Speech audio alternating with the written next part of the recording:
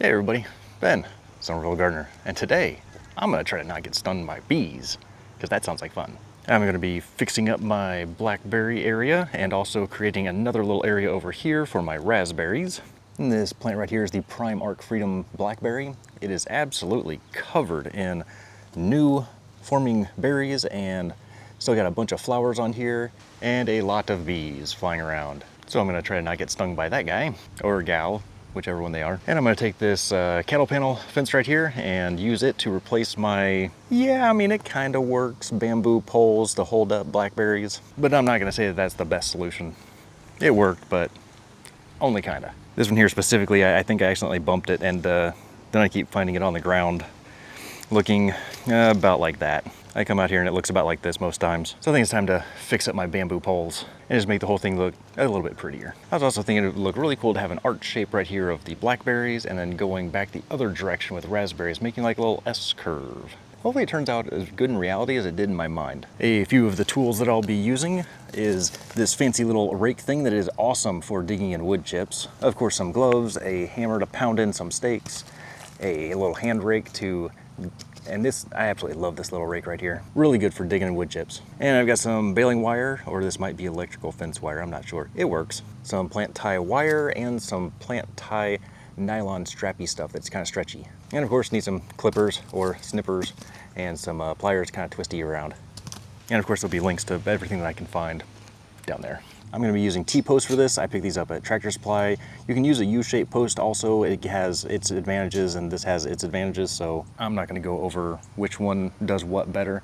I'm using the T-post. It's cast iron, really strong. I can slam it in there and paint it if I need to. Then these cattle panel, these panel wire fence things is the 16 feet by 50 inch, I think it is. I don't remember how much I paid for this. It didn't seem like it was that much. Like it was a really good deal, like maybe 25 bucks each. So for around 60 or $70 for the poles and the fence, I'll be able to wrap this up real nicely. I'll be able to snake these things around real cool and hopefully have a little walkway right here in between them. So I'm gonna go ahead and get started and put a camera on me to record me this whole time so that if I get stung by a bee, you get to see. Oh, you know it's a good day when I've already got to switch hats. So let's see here, what's the first thing we're gonna do here? I guess the first thing I need to do is clear some space and just flop these things over.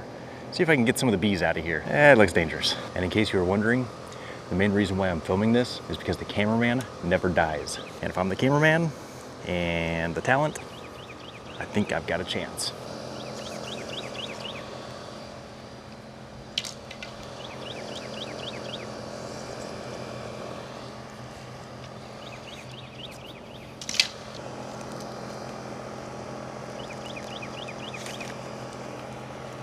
So many bees, so many bees. This is stupid. And there's a wasp. I never realized how stressful gardening could be. You got a busy bee right there and I need to pull those things up. I don't really need to reuse any of this. Oh man, there's another one there. Let's just see what happens when I cut these things loose. Okay, wasp over here, bees over there. Here we go. You ever play that game where you pull the sticks out until the marbles all drop? That's what I feel like I'm doing right now. And there's another wasp. Oh, I got him flying around.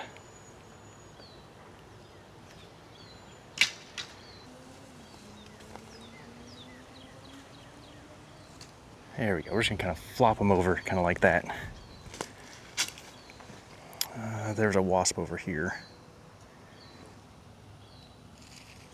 Don't see him.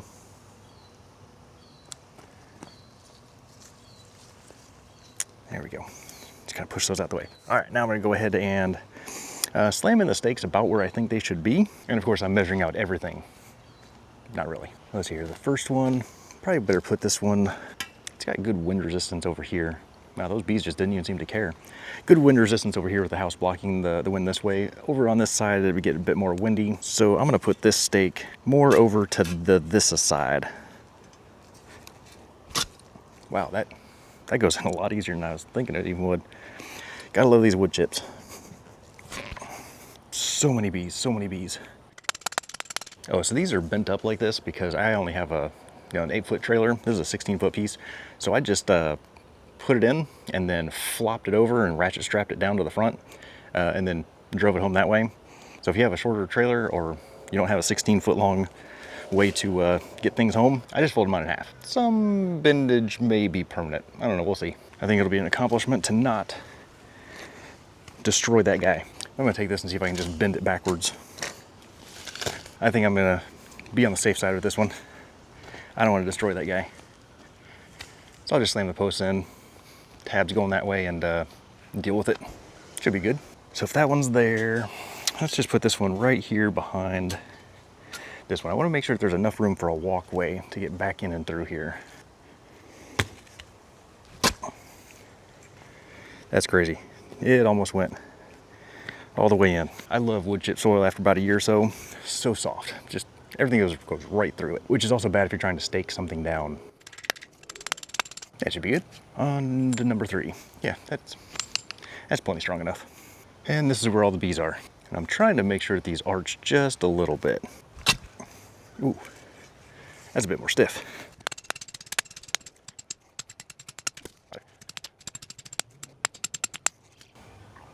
That should be pretty good. Now let's see how well I can bend this thing up and not destroy the bamboo and not destroy that little guy down there. This should work. All right, so that's blocked there, that's blocked there. Now I just have to get it up and over there. Good thing that wasn't the good live bamboo. Still waiting for the old hammy to come back to life after winter. I really hope it does. All right, now how far over do I want that thing to go? 3 wasps. 3 times the trouble. That actually looks pretty good right there. And if I have the other one curling the other way, should be able to get around there just fine. And no, that needs to get slid down just a little bit more so I got a little bit more room on that one. Because I want the plants to be centered on the fence. I'm not sure I really care how much of the fence is centered on the poles. I want to make sure that the plants have good room to spread. Just give this guy one more square, and that should be good right there. That way that each plant has 1, 2, 3, 4. 1, 2, 3, 4. Yep, pretty centered on the plants. Then that's what matters, to me anyway. I hear if you don't move, the bees can't see you. Oh crap, walk away slowly. That's a big bee. Okay, so for this part, I'm just gonna use the baling wire or electric fence wire. I think I got this back in like 2003. I've had this a while. And I'm gonna clip off a good amount, about a foot. I don't need a foot. We're gonna go for about a foot though. Do that 1, 2, maybe 3 times. I'm gonna go ahead and start down here at the bottom, then I'll bring the camera a little closer. You can see how I'm gonna wrap up this fence so that it doesn't come off the pole very easily. Okay, so as you can see here, what I did is I started by wrapping the wire around the outside, brought it around, and then went to the opposite side to do my little coils. Let's do this one right up here. I'm gonna come around the outside, wrap it around, and then I like to go 1 over, 1 under, something like this. And when that actually gets tightened up, now of course there's a little bump right there in my way. Bring this first one over, under, and up, just to give it a nice little hold. Ooh, there's a big bee right there. Really big bee. And the next one we bring over, around. And you can see I'm just pulling on it with the pliers just to kind of make it nice and tight. And then pinching it a little bit with my fingers on the backside here.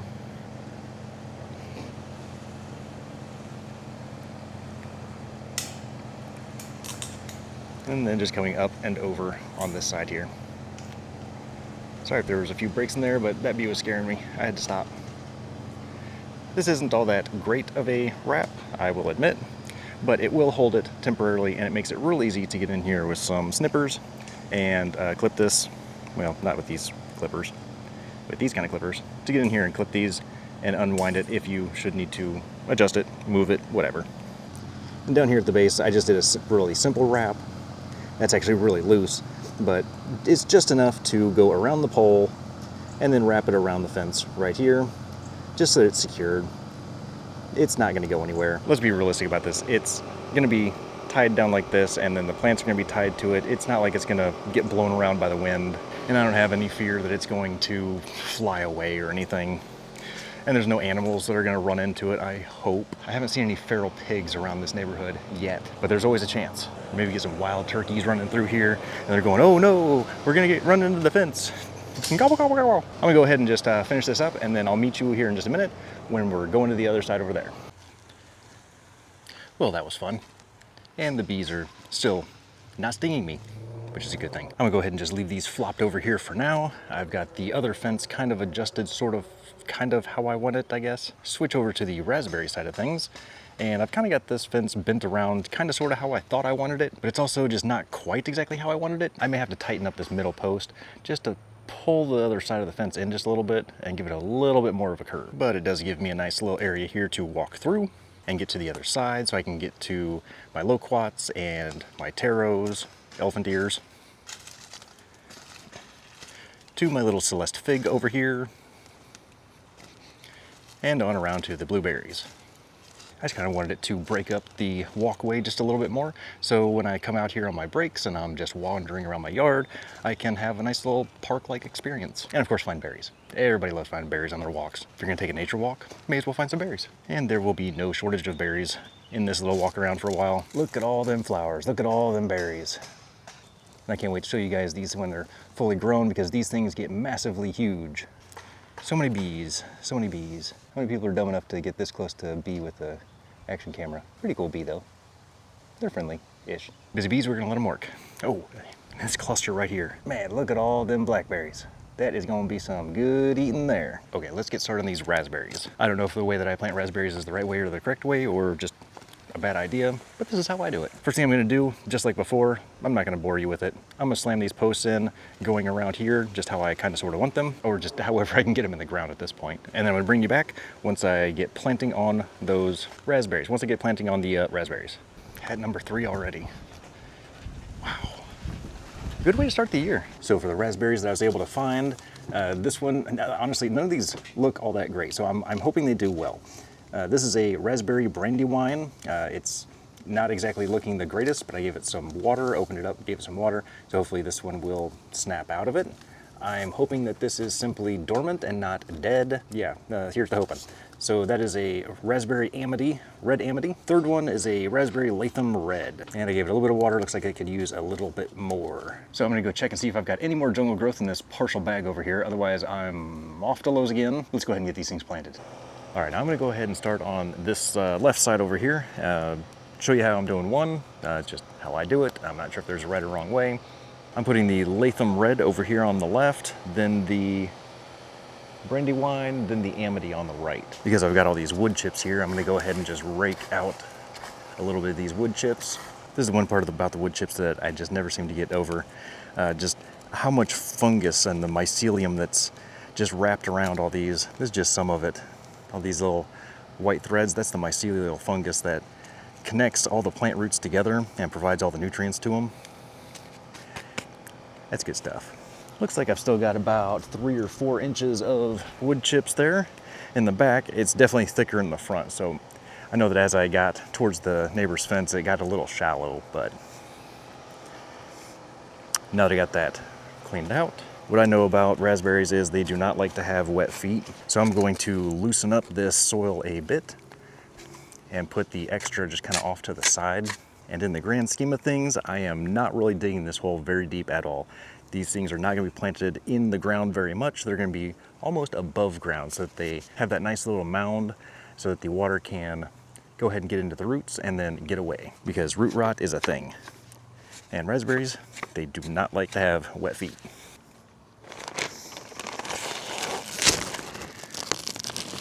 I'm going to add in a very well measured amount of about that much.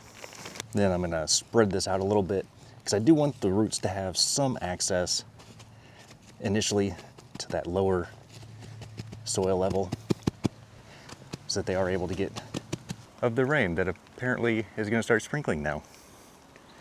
I didn't see rain in the forecast. Let's just hope the cameras and the microphones don't hate me after this. This sleeve right here is going to pull off very nicely. Most of this just looks like some peat moss and wood chips. And we're going to start this guy right about here at this level. So it's definitely up above ground level. And then I'm going to build up to it, mixing in a bit of the sandy clay soil that is around it with the jungle growth. And again, at a very well measured amount. I think it's called all of it.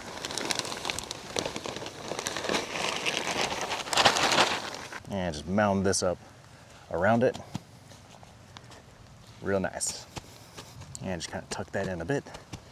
And now if that's already got the wood chips on there, you know what? We'll just add us a little bit more of our own with this good mycelial fungus. And just pile it up. This way it goes ahead and gets that good moisture from the rain, I guess, that we're gonna have. No, now it's quitting. Whatever. And now the sun's out. I don't want to pack this down too much. Just give it a nice little tamp. I'm not sure how much you're able to see the hilly nature of this. Maybe it's better from this angle over here, but it just kind of pops up a little bit. And this way the roots can go ahead and reach down for the water when they need it, and otherwise have access to that good dry air. And that's the method that I'm going to use to plant my raspberries. They are about maybe 6 or 8 inches away from the fence. Now, as long as this thing does come out of hibernation and live and start shooting out more, it'll shoot out some that are in a circle. The ones that are out here a little bit too far, I'll go ahead and just cut them off, and I'm going to try and keep the roots pruned as much as I can, and any runners that do pop up, or any of the suckers that pop up, any other vines that do pop up that are out here away from the fence, any more than about 1 rake's distance, we'll call that about 12, 14 inches. I'll go ahead and terminate them at that point. I don't mind if they go laterally across the fence. I just don't want them coming out into the yard that far. Try and keep them contained right here in this area. On to the next one, and I'll be back with you in just a few minutes. Here we go. We got now 1, 2, and 3 mounds built up here.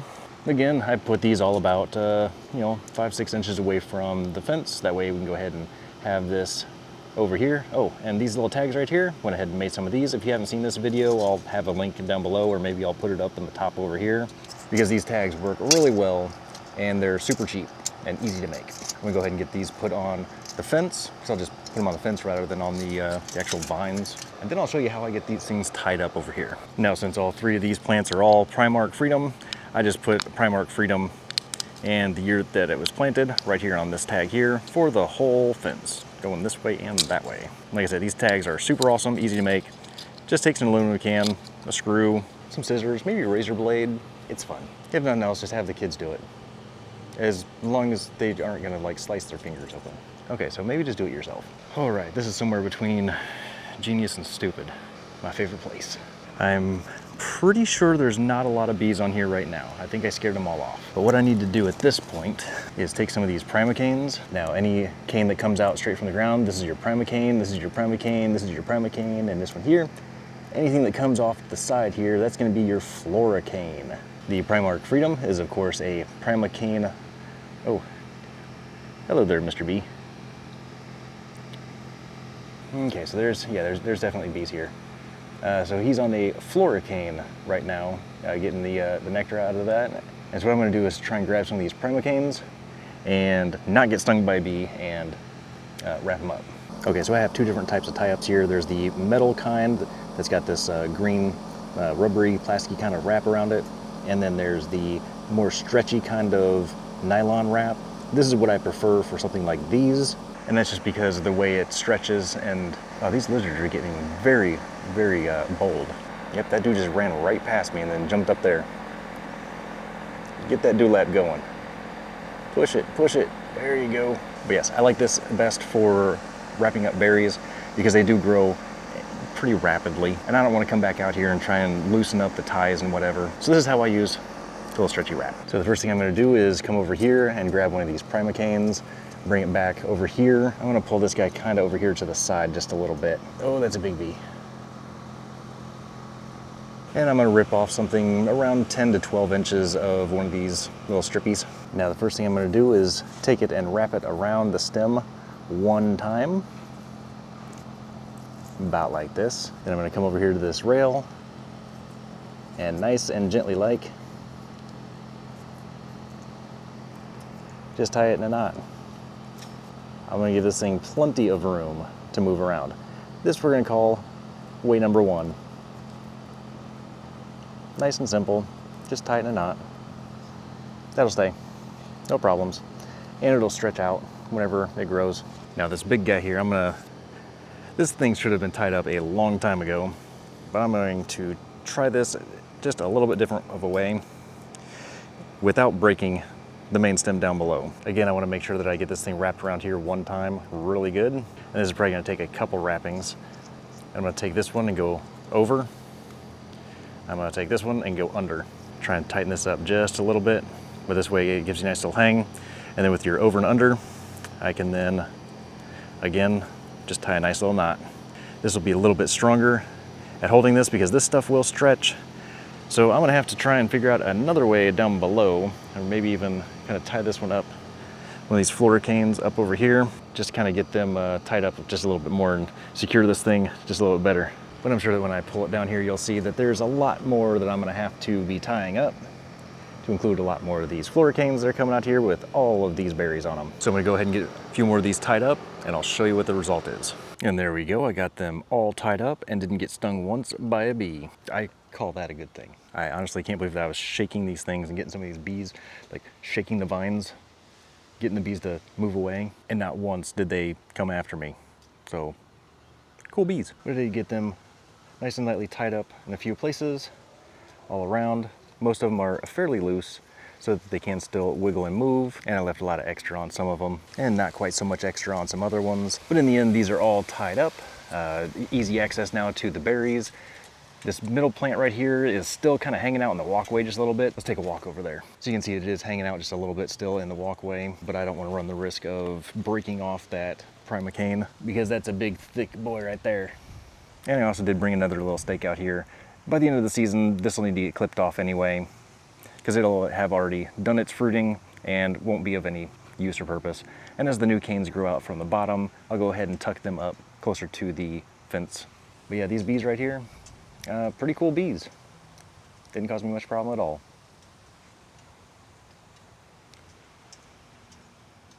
They just keep flying around and doing their thing. Yeah, get in there, buddy.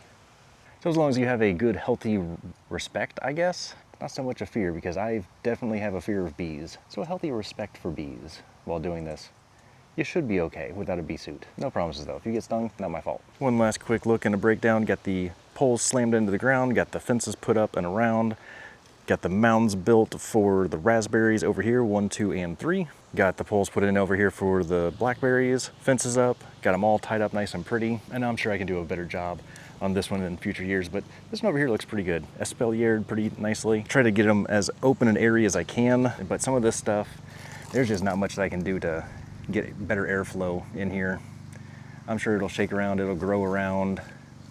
And I don't even think I even tied that one down. So it's just kind of smashed up in there. But with as haphazard as these things were growing and they never really got tied up very well, that's about as good as I can do.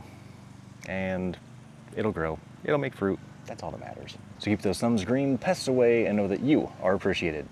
Let's see if we can get some bees in here. Buzzy bee, busy, busy bee. I kind of feel dumb for putting my finger this close to a bee. Oh. I'm sure there's a saying about bravery, courage, and stupidity and the mix of them, but let's just hope that the bees don't mind. At least the bees aren't camera shy. I've already got a lizard up here just enjoying the blackberries. That's a good sized boy right there. Yep, bees and lizards, all enjoying the blackberry vines already.